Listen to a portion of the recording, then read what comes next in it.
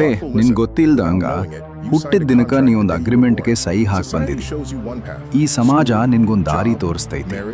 ಸಾಲಿ, ಕೆಲ್ಸ, ಲಗ್ನ, ಸಾಲ, ಆಮೇಲೆ ಸಾವು. ಇದಕ್ ನೀ ಜೀವನ ಅಂತ ಅಂದ್ಕೊಂಡಿದೀಯಲ್ವಾ? ಆದ್ರೆ ಅಸಲಿ ಆಟ ಇಲ್ಲಿಂದ ಶುರು ಆಗ್ತೈತಿ. ದೊಡ್ಡ ದೊಡ್ಡ ಮಂದಿ ನಿನ್ಗೆ ಶಿಸ್ತಿನ ಬಗ್ಗೆ ಪಾಠ ಹೇಳ್ತಾರ, ಆದ್ರೆ ಅವರಿಗೆ ನಿನ್ ಶಿಸ್ತು ಬೇಕಾಗಿಲ್ಲ.